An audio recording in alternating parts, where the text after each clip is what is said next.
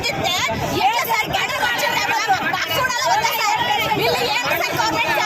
Madam ಕೈಲಾಗಿಲ್ಲ ಅಂದ್ರೆ ಬೇರೆ ಇಲ್ಲಮ್ಮ ಆಗಲ್ಲ ಹೊರಗಡೆ ಹೋಗಿ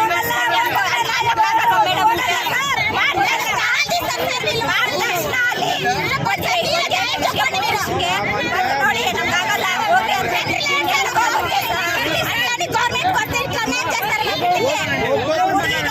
ಪಾವಗಡ ತಾಲೂಕು ಅಲ್ಲಿ ಗುರುವಾರ ಸಾಯಂಕಾಲ ಸಿಜರಿಂಗ್ ಮಾಡವ್ರೆ. ಅಲ್ಲಿ ಅವರು ಸಿಜರಿಂಗ್ ಮಾಡಿದ ತಕ್ಷಣ ಬೆಡ್ ಮೇಲೆ ಮಲಗಿಸ್ತವ್ರೆ. ಮಲಗಿದ ತಕ್ಷಣ ಅವ್ರ ಇದು ರಿಸರ್ಚ್ ಹೋಗೋಕ್ಕೆ ಪೈಪ್ ಹಾಕಿರ್ತಾರೆ. ಪೈಪ್ ಹಾಕಿದ್ಮೇಲೆ ಅವರು ಓಡಾಡ್ಬೇಕು ಅಂತ 3 ದಿವಸ ಆಗುತ್ತೆ. ನಾವು ಸಿಜರಿಂಗ್ ಮಾಡಿದ್ರೆ ಹಿಂಗೆ ತಿರ್ಗಕ್ಕೂ ಆಗಲ್ಲ, ಈ ಸೈಡ್ ಬರೋಕ್ಕಾಗಲ್ಲ. 3 ಜನ ಎತ್ತಬೇಕು ನಮ್ಮನ್ನ ಸಿಜರಿಂಗ್ ಮಾಡಿದ್ರೆ. ಹಾಗಾದ್ರೂ ಅವರು ಡಾಕ್ಟರ್ ಹೇಳಿದಾರಂತೆ ಒಂದಿನಕ್ಕೆ ಎದ್ದು ಅಡ್ಡಾಡ್ಬೇಕಂತೆ, ಬಾತ್ರೂಮ್ ಹೋಗ್ಬೇಕಂತ. ಬಾತ್ರೂಮ್ ಬರಲ್ಲ, ನಮ್ಗೇನು ಬರಲ್ಲ, ರಿಸರ್ಚ್ ಮಾತ್ರ ಬರುತ್ತೆ. 3 ದಿವಸ ಆಗುತ್ತೆ, ಊಟ ತಿನ್ನಕ್ಕಾಗಲ್ಲ ನಮ್ಗೆ. ಅಷ್ಟು ನೋವಾಗುತ್ತೆ ಇಲ್ಲಿ ಸಿಜರಿಂಗ್ ಮಾಡುವಾಗ. ಅಷ್ಟರಲ್ಲಿ ಎದ್ದೋಡ್ಬೇಕು ಅನ್ನುತ್ತಂತೆ. ಅದು ಪೈಪ್ ಆಗೋಗುತ್ತೆ, ಕಿತ್ತೋಗ್ಬಿಟ್ಟೈತಂತೆ. ಅವ್ರಿಗೆ ಹೇಳಿದ್ರೆ ಇಲ್ಲ ಜಾಸ್ತಿ ಸೀರಿಯಸ್ ಆಗ್ಬಿಟ್ಟೈತೆ, ಬೆಂಗಳೂರು ಕಳಿಸ್ತೀವಿ ಅಲ್ಲಿ ಹೋಗಿ ಅಂತ. ಅಲ್ಲಿ ಹೋದ ತಕ್ಷಣ ಅಲ್ಲಿ ಹುಡುಗಿ ನೋಡಿದ ತಕ್ಷಣ ಗೇಟ್ ಹತ್ರ ಹೋದ ತಕ್ಷಣ ಅಂತಂದ್ರೆ ನಮಗೆ ಕೈ ಆಗಲ್ಲ, ಆ ಮಗು ಉಳಿಯಲ್ಲ ಅಂತ ಹೇಳ್ಬಿಟ್ಟವ್ರು. ಅಷ್ಟೇ ಅಲ್ಲಿ 2-3 ಸತಿ ಹೊರಗಡೆಗೆ ಹೋಗಿ ಬಂದವ್ರೆ, ಮತ್ತೆ ಹೊರಗಡೆಗೆ ಹೋಗಿ ಬಂದವ್ರೆ. ಆಗಲ್ಲ, ಇದು ಹೊರಗಡೆ ಎಲ್ಲ ಇದು ರಿಸರ್ಚ್ ಎಲ್ಲ ಹೊರಗಡೆ ಎಲ್ಲ ಗ್ಯಾಪ್ ಆಗ್ಬಿಟ್ಟೈತೆ. ಫೀಡಿಂಗ್ ಹೋಗಿಲ್ಲ ಅಷ್ಟಲ್ಲ, ಹುಡುಗಿಗೆ ಫೀಡಿಂಗೇ ಹೋಗಿಲ್ಲ. ಸಿಜರಿಂಗ್ ಮಾಡಿದ್ರೆ ಎಷ್ಟು ಫೀಡಿಂಗ್ ಹೋಗುತ್ತೆ ಅವ್ರು ನಮ್ಗೆ ಗೊತ್ತಾಗುತ್ತೆ. ಆದ್ರೆ ಆ ಹುಡುಗಿಗೆ ಅಷ್ಟು ಒಂದು ಡ್ರಾಪ್ ಕಾಲು ಹೋಗಿಲ್ಲ ಫೀಡಿಂಗು. ಅಷ್ಟು ನಾವು ಬಿದ್ದಾಳ ಹುಡುಗಿ. ಇದೆಲ್ಲ ನೋವು ಅನ್ನುತ್ತೆ, ಇದೆಲ್ಲ ನೋವು ಅನ್ನುತ್ತೆ.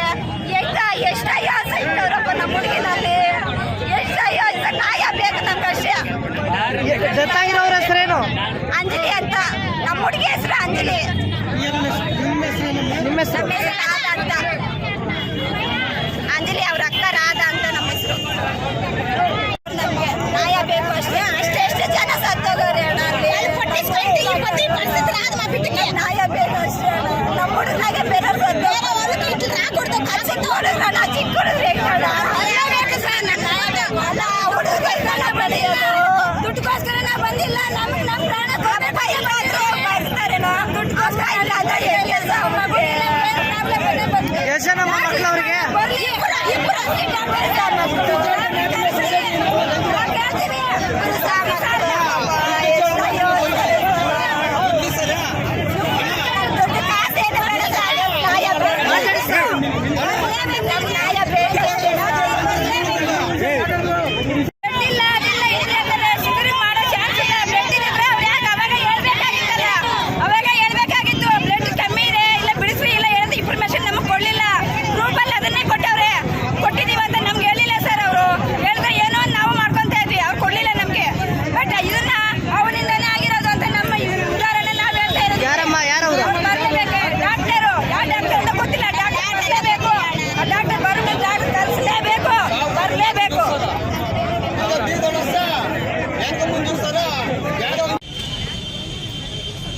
ಇದೊಂದು ನಮ್ಮ ಪಾವಗಡ ತಾಲೂಕು ಇನ್ಫೆಕ್ಷನ್ ಆಗಿ ತೀವ್ರ ಸೋಂಕು ಭಾಳ ಅತಿ ವೇಗವಾಗಿ ಸ್ಪ್ರೆಡ್ ಆಗಿ ವ್ಯಾಕ್ಸಿನ್ ರಿಲೀಸ್ ಆಗಿ ಆಗಿದೆ ಅಂತ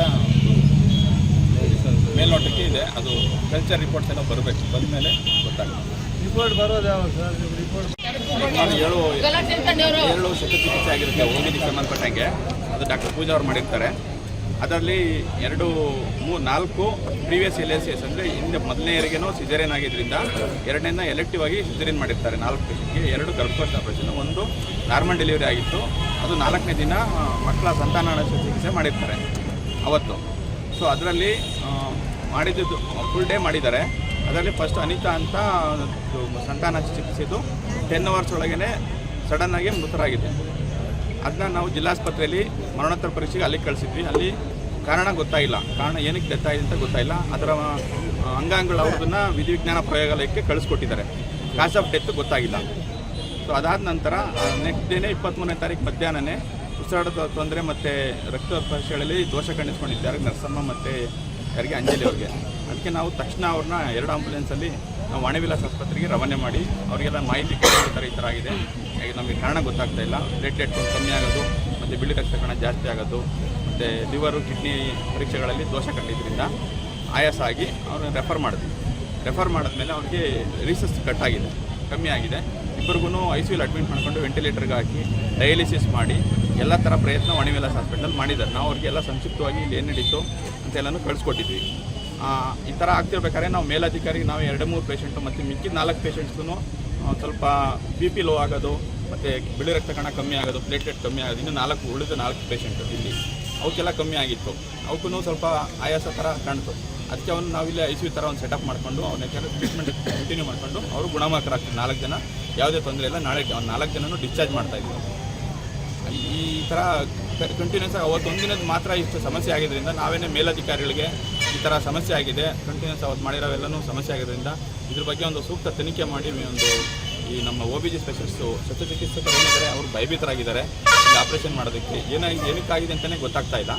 ಸೊ ಹಾಗಾಗಿ ತನಿಖೆ ಮಾಡಿ ಅಂತ ಹೇಳಿದ್ದಕ್ಕೆ ಶನಿವಾರ ಜಿಲ್ಲಾ ಕಾರ್ಯಕ್ರಮಾಧಿಕಾರಿಗಳು DHO ಸರ್ ಎಲ್ಲ ಬಂದು ಮೈಕ್ರೋಬಯಾಲಜಿ ಸಮೇತ ಓಟಿನೆಲ್ಲ ಪೂರ್ತಿ ಪರೀಕ್ಷೆ ಮಾಡಿ 2 OT ಇದೆ, ಪರೀಕ್ಷೆ ಮಾಡಿ ಅದರಲ್ಲಿ ಎಲ್ಲ ಸ್ಯಾಂಪಲ್ಸ್ ಎಲ್ಲ ತೆಗೆದು ಎಲ್ಲಿಂದ ಯಾವ ರೀತಿ ಇನ್ಫೆಕ್ಷನ್ ಆಗಿರಬಹುದು ಅಂತಲೇ ಎಲ್ಲ ಎಕ್ಸ್ಪರ್ಟ್ಸನ್ನು ಕನ್ಕ್ಲೂಷನ್ ಬಂದಿದ್ದಾರೆ. ಬಟ್ ಎಲ್ಲಿಂದ ಬಂತು, ಇದು ನೀರಿಂದ ಬಂತ ಅಥವಾ ಇನ್ಸ್ಟ್ರೂಮೆಂಟ್ಸಿಂದ ಬಂತ, OT ಟೇಬಲಿಂದ ಬಂತ ಅಥವಾ ಆಪರೇಟಿಂಗ್ ಟೀಮು ಸರ್ಜನ್ಸಿಂದ ಬಾಯಿಂದ ಮೂಯಿಂದ ಏನಾದ್ರು ಸೋಂಕು ಪೇಷಂಟ್ಗೆ ಹರಡ್ತಾ ಅಂತ ಇನ್ನೂ ಸ್ಯಾಂಪಲ್ಸ್ ಸುಮಾರು ಒಂದು 50 samples microbiology district public health ಲ್ಯಾಬ್ಗೆ ತೊಗೊಂಡೋಗಿದ್ದಾರೆ.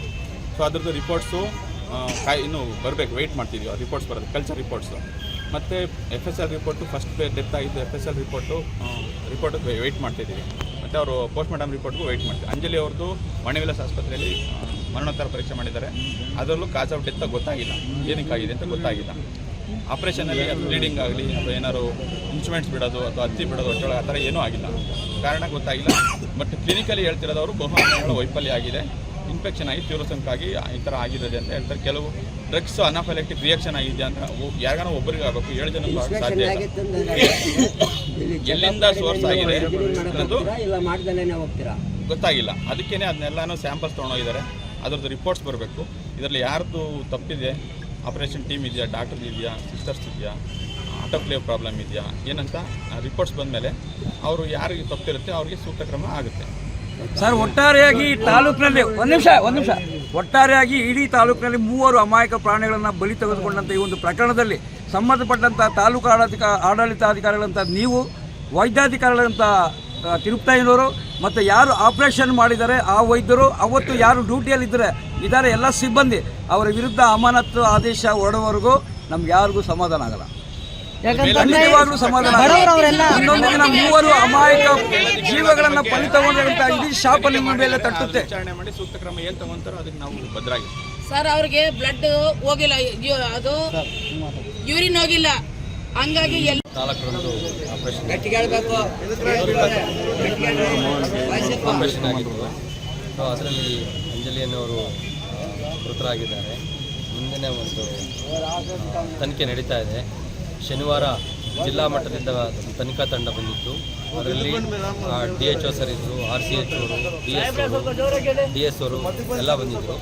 ಶನಿವಾರ ಆ ತನಿಖೆಯಾಗಿ ಅಲ್ಲಿ ನಾವು ಒಂದು ಶಸ್ತ್ರಚಿಕಿತ್ಸಾ ಕೊಠಡಿಯಿಂದ ಸ್ವಾಬೆಲ್ಲ ಕಲೆಕ್ಷನ್ ಮಾಡಿಬಿಟ್ಟು ಅದನ್ನು ತನಿಖೆ ನಡೆಸ್ತಾ ಇದ್ದಾರೆ. ಮತ್ತು ನಿನ್ನೆ ಭಾನುವಾರ ರಾಜ್ಯ ಮಟ್ಟದಿಂದ doctor Chandrika, doctor Chandrakala DD ಅವರು ಮತ್ತು DHO ಸರು, DSO ಮತ್ತು RCHO ರಾಜ್ಯ ಮಟ್ಟದಿಂದ ಬಂದಿದ್ದರು. ಅವರನ್ನು ಕೂಡ ಎಲ್ಲ ತನಿಖೆಗಳನ್ನು ಮಾಡಿ ಮುಂದಿನ ವರದಿಗಳನ್ನು ಸಲ್ಲಿಸಿದ್ದಾರೆ. ಮುಂದಿನ ಕ್ರಮ ಈ ತನಿಖೆ ವರದಿ ಬಂದ ತಕ್ಷಣ ಕ್ರಮ ತಗೋಬೋದು. ಮತ್ತು ಏನಂತ ಇದು ಪರಿಶೀಲನೆಗೆ ಒಳಪಟ್ಟಿದೆ. ಸೊ ವರದಿ ಬಂದ ತಕ್ಷಣ ಇದು ಗೊತ್ತಾಗುತ್ತೆ ಏನಕ್ಕಾಗಿದೆ. 3 ಆಗಿರೋದು ಘಟನೆಗಳು ಸರಣಿ ಸಾವುಗಳಾಗ್ತಾ ಇದ್ದಾವೆ ಅನ್ನೋ ಒಂದು ಆರೋಪ ಬರ್ತಾ ಇದೆ. ಹೌದು, 22ನೇ ತಾರೀಕು 7 ಜನಕ್ಕೆ ಆಪರೇಷನ್ ಆಗಿತ್ತು. ಸೊ ಅದರಲ್ಲಿ ಈ ದಿನ ಏನು ತಾಲೂಕು ಆಸ್ಪತ್ರೆಯಲ್ಲಿ ಹೆರಿಗೆ ಆಗಿರೋಂಥ ಮಕ್ಕಳಿಗೆ ಮಸೆಕ್ಟಮಿ ಮಾಡಿದಾಗ 3 ಹೆಣ್ಣುಮಕ್ಕಳು ಸ್ಟುಬೆಕ್ಟಮಿ ಆಪರೇಷನ್ ಮಾಡಿದಾಗ ಸಿಸರಿನ್ ಮಕ್ಕಳಿಗೆ 3 ಜನ ಮರಣ ಆಗಿರೋ ಬಗ್ಗೆ ಅಂಜಲಿಯನ್ನ ಕುಟುಂಬ ಇವತ್ತು ಬಂದು ಏನು ಪ್ರತಿಭಟನಾ ನಿಮಿತ್ತ ಮಾಡಿದ್ರು. ಅದ್ರ ಸಂಬಂಧಪಟ್ಟಾಗಿ ಈಗಾಗಲೇ ಜಿಲ್ಲಾ ತನಿಖಾ ತಂಡ ಮತ್ತು ರಾಜ್ಯ ತನಿಖಾ ತಂಡ ಬಂದು ಏನು ಕಾರಣ ಇದಕ್ಕೆ ಸಾವಿಗೆ ಅನ್ನೋದ್ರ ಬಗ್ಗೆ ತನಿಖೆಯನ್ನು ಮಾಡೋಕ್ಕೆ ಅದಕ್ಕೋಸ್ಕರ ಎಲ್ಲ ಬೇಕಂತಂಥ ವಿಧಿವಿಧಾನಗಳನ್ನು ಮಾಡಿದ್ದಾರೆ. ಅದನ್ನು ರಾಜ್ಯ ಮಟ್ಟಕ್ಕೆ ಕೊಂಡೊಯ್ದಿದ್ದಾರೆ. ಅವರಿಂದ ವರದಿ ಬಂದ ತಕ್ಷಣ ಈಗ ತಾಲೂಕು ವೈದ್ಯಾಧಿಕಾರಿಗಳು ತಿಳಿಸಿದಂತೆ ಏನು ಯಾರಿಂದ ದೋಷವಾಗಿದ್ದು ಅದನ್ನು ಕಾನೂನು ರೀತಿಯಲ್ಲಿ ಆ ಸಂಬಂಧಪಟ್ಟ ಮೇಲಾಧಿಕಾರಿಗಳು ಕ್ರಮ ವಹಿಸ್ತಾರೆ.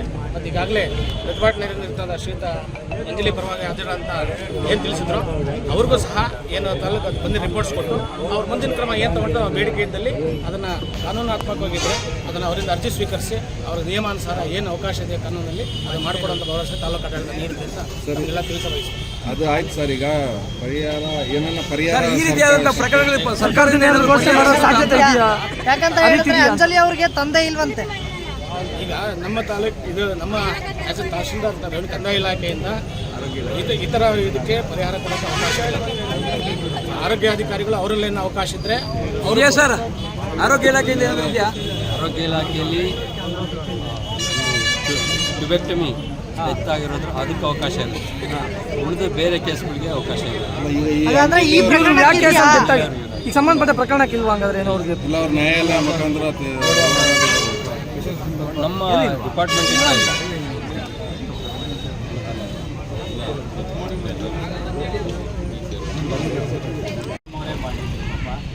ಅವಾಗ ಅವರೇ ಮಾಡಿದ್ದಾರೆ. ಅದು ಏನಾಗಬೇಕಂತ ಗೊತ್ತಾಗ್ತಿಲ್ಲ ಸರ್. ಅದು ಅವರು ಹಂಗೆ ಹೇಳ್ತಾರೆ, ಅವರೇ ಫೋನ್ ಮಾಡಿ ಚೆನ್ನಾಗಿ ಮಾಡ್ತಾರಂತಂದು ಎಲ್ಲ ಇಲ್ಲಿ ಬಂದಿದ್ದೀವಿ. ಅದರಿಂದ ಅದು ಏನಾಗ್ತದೆ ಗೊತ್ತಾಗ್ತಿಲ್ಲ. ಅಲ್ಲ ಸರ್, ಈಗ ಡಿಮ್ಯಾಂಡ್ ಏನು? ನೀವು ಬಂದು ಮುಷ್ಕರ ಮಾಡ್ತಾ ಇದ್ದಾರೆ, ಏನು ಡಿಮ್ಯಾಂಡ್ ಅಂತ? ಏನು ಗೊತ್ತಾ ಸರ್, ಮತ್ತೆ ಬೇರೆಯವ್ರಿಗೆ ಈ ಥರ ಆಗ್ಬಾರ್ದು. ಆಯ್ತಾ ಸರ್? ಅದೇನಾದ್ರೂ ಬೇಕಾಗಿದೆ. ನಮ್ಮ ತಂಗಿ ಹೋಗೈತೆ ಅಂದ್ಬಿಟ್ಟು ಬೇರೆ ತಂಗಿ ಹೋಗ್ಬಾರ್ದು ಸರ್. ಅಷ್ಟೇ ಸರ್ ನಮ್ಗೆ ಬೇಕಾಗಿರೋದು. ಚೆನ್ನಾಗಿ ಮಾಡಲಿ ಸರ್. ಮತ್ತೆ ಈಗ ಮುಂದೆ ನೀವೇನು ಮಾಡ್ತೀರಾ? ಈ ಪ್ರತಿಭಟನೆ ಹಿಂಗೆ ಮುಂದುವರಿಸ್ತೀರಾ? ರಿಪೋರ್ಟ್ ಬರೋದು 4 ದಿನ ಆಗುತ್ತೆ ಅಂತ ಹೇಳ್ತಾರೆ. ಬೇಡಿಕೆ ಏನು? ನಿಮ್ಮ ವೈದ್ಯರ ಅಮಾನತಾಗಬೇಕಾದ್ರೆ ಬೇರೆ ಪರಿಹಾರ ಬೇಕಾ ಅಂತ ನಾವು ಕೇಳ್ತೀವಿ ಮತ್ತೆ ಬಂದು.